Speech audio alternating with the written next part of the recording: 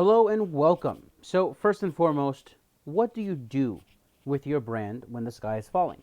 As you're very aware of now, there's been a huge outbreak of pandemic that's driving everyone crazy. So, the other day, in basically seeing what's happening, people losing their jobs, companies not really knowing what's up, because I cater to creatives, and many of those creatives are working on brands or are entrepreneurs and entrepreneurs. I asked the question, during this time of confusion and essentially what the fuck, what are some questions that you might have? And the top ones that came up was, how to manage these teams that are now gone remote, and what the hell do I do with my brand? So I put out a quick survey on my Instagram, and 71% of people said, "Hey, tell me more about managing my brand." So I figured, let's go. So without further ado, if you are not familiar with who I am Ketriel C. Sarfati, I'm also known as Nerd Gone Rogue, and frankly, it's just about creatives, and I love working with creatives. I'm a creative myself. I'll get into that in another video, but ultimately, it's about solving bigger and more interesting problems, right? So that basically translates into helping the Teslas of tomorrow, the people that are the tinkerers, the experimenters, the ones who get super passionate about what they do, and help them profit from the magic instead of the Edisons. If you're not familiar with the story, I highly suggest that you look up how Edison and many others like Edison have essentially pirated from and profited from others' talents and skills. So some of my work has been featured in some pretty cool media uh, outlets out there. So let's get into it. And what we're going to be employing through this exercise is essentially the theory of design thinking, which is a really cool combination, right? Empathy, creativity, and rationality. You can, by the way, you can screenshot this. It's highly encouraged. So first and foremost, the fun part is battling the myths. And if you remember the last crash, you'll remember that one, people led with fear, and two, companies led with fear. In fact, you're seeing it right now. You're seeing a bunch of people getting laid off, or companies making these decisions that are 6, 7, 8, 9 months down the line, when things are just getting rolling. But the thing is that fear leads to bad decision making. Okay. For example, when it comes to the brand side, it's not that hard to find that there's surveys and tests done. One of them, Small Business Association, actually found that bigger companies will budget anywhere from 7 to 8%, right, of their revenues for promotions, advertising, etc. Yet the average small business, which comprises over 90% of American businesses, it just allocates 1%. Not a good number. So let's get right into it. Excuse me, getting a little ahead of myself. So myth number one is I don't really need marketing. I hear this all the time, and it is really easy for these entrepreneurs and business owners to minimize their need for branding and marketing. And there's actually a logic to this lie that makes it seductive, right? You really feel intelligent. The thing is that growing companies start making sales, right? So they communicate with their customer from time to time, and after a while they say to themselves, see, they love me. And the reality of that is, right, 61% of people have actually switched brands within the last year. Then you have things like Twitter or Instagram, for example, are fueling the next wave, which has come to the total of about 32% of millennials that have switched their brands due to how a business practices. It's pretty substantial if you look at that. So how do people convince themselves to keep cutting quarters like this? Well, the thing is that skimping on this kind of marketing rarely leaves you in a good position. And it's really easy for people to tell themselves, well, let me put this into something else that's going to deliver value. Myth number two is there is no way to understand, right, or to know where it's effective. Again, we're not going to agree to disagree. The actual numbers do not lie, okay? Sure, maybe you might think someone mentioned my ad. That's one way to track. Or I used a link and I tracked that link. Fine. But the reality is that not every single founder or business owner is a marketing expert. So the thing is, a recent survey actually found that about 45% of respondents did not measure return on investment. That's also known as ROI on their digital marketing spend. That's really bad. And then you have the other ones who do. And that's a whole other conversation, but with things like vanity metrics, miscalculations, people will find themselves sinking money into underperforming outlets. Okay, and that also includes bad Facebook ads. And then there's myth number 3, my personal favorite. We do our own marketing. So look, today that saves money, sure. The reality is that it costs valuable time, especially if you don't have the background. You're sacrificing growth and a bunch of other stuff. Of course, this is all before we even get to the almighty dollar. So just think of it this way: handling all marketing internally or outsourcing it completely is not it. You got to find yourself a sort of balance here, okay? So, moving along, here's a very quick and easy to follow exercise. It's based on the premise again of design thinking, which is a nice uh, hybrid that comprises my background, which is consumer economics and behavioral psychology. So, this are the questions you're going to ask yourself as you're, getting rolling, etc. So, this exercise, you're starting off with why. And out of all the businesses out there, why did you start this one? This is very important. The reason it's so important is because if you started, I don't know, a widget making company, was it that you had a dream? Was it that you had a vision? Was it that, whatever the case may be, the reason is you got to kind of go back to the beginning. And the reason for that is, for example, if my dream is to become, I don't know, a rock star, there's many different ways to get there. Same thing with your company or your career. Why do you do what you do? Out of all the things, why that one? While you right now, with things have changed, economies is about to go through a whole bunch of whatever, you have to essentially really nail down why you're doing what you're doing, because again, there's going to be a different way to get there. You still can, regardless of everyone losing their mind. So then we're getting into the what. And again, this is also why it's good to start off with why you're doing what you're doing, etc. Right now, people, again, leading on fear, right? What people tend to do, their behavior will be, is that they're going to cut off any excess, any fat, and they're just going to stick to the essentials. Okay, so Netflix right now, I don't know, 2 3 months ago might seem like, maybe I'll share.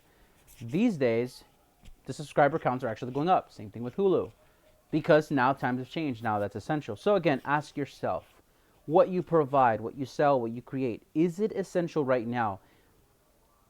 If yes, then how do you remove friction? Friction is just another way of saying, how do I make it easier for this person to get it? How do I make it, I don't know, don't go lost into adding value to it. Specifically, just look at the distribution model. If your current distribution model is e-commerce, for example, then you place an item on your website, you somehow get it in front of a person, the person comes on the websites, they click buy, and then they get it shipped, right?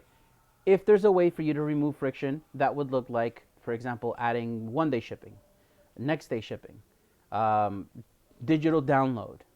So again, these are just ways to make it easier on the customer, maybe add a sense of security.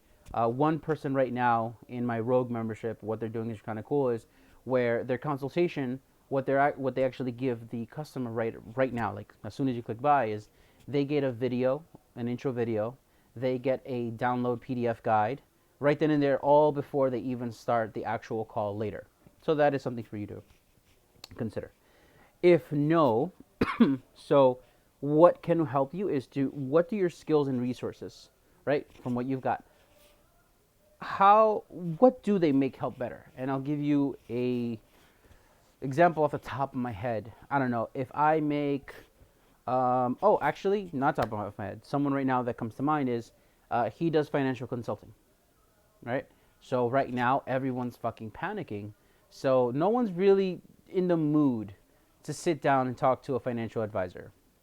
He's already said his bookings have gone to essentially zero. What he has done instead is actually just put a lot of his knowledge in the form of a very short 3-bullet what to do. It's like a how-to, right?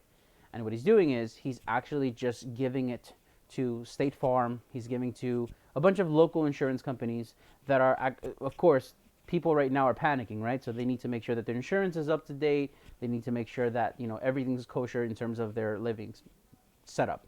So those people are actually going to be delivering, right? Sorry, those people are going to be delivered this 3-point bulletin. And essentially, this is his way of still taking what he does, his skills and resources, and he's still delivering it in that format. There was something really cool that I recently saw where some distilleries, right, that made whiskey, vodka, etc., they have taken their skills and resources and repurposed and pivoted and started making hand sanitizer to give out for free. So those are examples of what I'm talking about. So again, take a quick look at your business and see how you can maneuver this to still deliver to the customers that you are publicly stating that you're rooting for. Another thing to explore here is, what is your customer state of mind right now? Now, these are, as you can tell, these questions are things that you're going to have to go out and research and do, but that's the whole point. The thing is that in this exercise, the way to answer these questions is essentially putting you in a position that you're going to go look at your customers, what they're engaging with, what they're reading, what they're looking for, what they're liking, what they're sharing. And of course, stimulate a conversation. You know, don't just go and comment on their stuff like, hey, we're hosting 20 to 30% off because of the. Stop. That's tone deaf. Pay attention. What are they looking for? What are they liking? What are they commenting? What are they sharing on? And that'll give you a good idea of what they're thinking, which then leads to how we're beginning is how we're ending. Why, out of all the businesses, did you choose that one to start off with? If you're just saying, well, it made good money, cool. Find something else, because how we're ending this is, what do you help them do, have, and become? Now, it's one particular CEO that I tried this exercise with was like, dude, it's not that deep, but it actually is. Simply because it's just deeper than the surface. So I use Netflix as an example, right? There were a few people that share accounts. It's not crazy. Then there's others that might have canceled their accounts, but all of a sudden Netflix is like a need. It's gone from a want to a need. Why? Because what is going to help them do? It's going to help the person be distracted, maybe calm some relief, have some calm, some anxiety relief, whatever that, which of course is one of their halves. One of their halves is relief, entertainment, education, and then become is calmer. They're going to become entertained. They're going to become happier. That's just one example, of course. But again, with your company, right, there's one company in particular that actually comes to mind right now that I did this exercise with, and it got a little interesting, was a company called Blue Shield, right? And their top selling product is a sleeping agent, and it's all natural. It's just beautiful science behind it, right? So of course, in the conversation went a lot like, when I asked them what helped them do have become was, they were lost. They're like, well, they're gonna sleep, so dude, they're gonna be great, cool. The thing is that your messaging, again, this is branding. Your messaging is important because what they're going to do, have, and become is essentially why they're buying your product. It's why someone will buy a Starbucks cup that is way more than, say, a regular cup of coffee anywhere else. That logo, when they're walking around with it, I can, you've heard this already. I don't want to, bore you with that. But ultimately, it's, again, the assigned value that the product or service has is very, very contingent on how much you connect with them, right? And that connection comes from you actually getting to know the person. And realistically, it comes down to, again, what do you help them do, have, and become? It's very important that you take the time to really look at that, because it's going to make or break your brand, especially during these times. Okay? So once you start taking these exercising and doing something with them, right? One of the top questions that I have gotten from this just in the last 2-3 hours, all right, well, what do I do? And really, I'm gonna invite you to not overcomplicate things. Go and try out the social experiments in terms of getting to know them, talk to them, observe them, ask yourself these questions, and then really revisit how you maneuver Facebook ads. If you're not good at it, admit it to yourself and outsource it. Look at Google My Business and AdWords. Again, if you do not know it, don't do it. Just brush up enough so that you don't get, scammed. And I'm actually one of the people that I'm going to be tagging in an upcoming challenge is actually a very, very good subject matter expert at this, so I will be sharing that with you. But that then leads to content marketing, right? Based on what people are asking and needing from you, or that you're able to help them with, content marketing is a great way to deliver it. Case in point, this video is content marketing. I have skills and resources, right? Time and experience, whatever the case may be. People have said, Kat, I need this, or Kat, I want to know about that. Then guess what? I'm putting it together for them. And in this way, I'm able to deliver them, deliver it to them, sorry.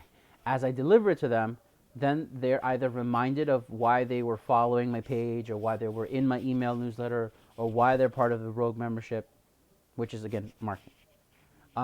Take another look at webinars.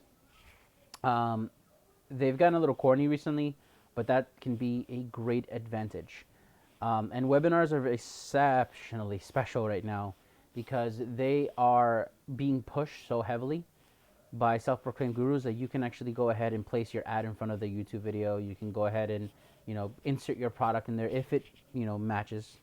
And through this exercise, of course, you might find ways for that your product and or service helps people.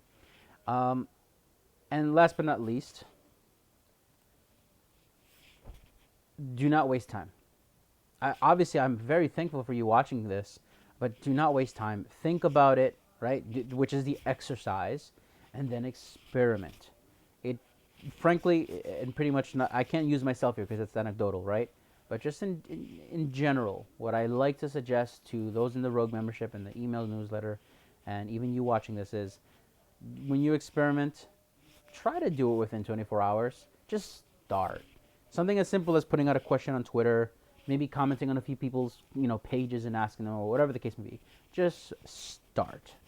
Which actually brings me to a really cool challenge that I would love to invite you to. So legitimately, just imagine your best ideas, right? Improving our overall quality of life. And I'm actually going to be tagging a few people on my Instagram and on my Twitter that essentially I think will be willing to accept this challenge and essentially just share as little as 10 minutes, as much as an hour, whatever you decide. But if there's a topic that you're passionate about and you're really, really good at, and you've got a good track record of it, put together it's something as simple as just you opening up your notes app and type out some ideas, etc., and then post it. The idea is to put this in front of people. Right now, there's a bunch of people that are faced with really dark weeks ahead, right? Whether it be depression, anxiety, thoughts of suicide, maybe they lost their job, maybe their business right now was doing great, and all of a sudden, poof, it's just like no more. There are at least a handful of solopreneurs that I've talked to in just the last week that went from overbooked to essentially not knowing where the hell their next check is coming from, right? So these are people that had consultancies, agencies, etc. So I would love to invite you and challenge you to let's experiment with how we can play our part here. So thank you again for watching. I invite you to like, comment, and share. And please let me know if there's anything else that you'd like to see covered. See you in the next video.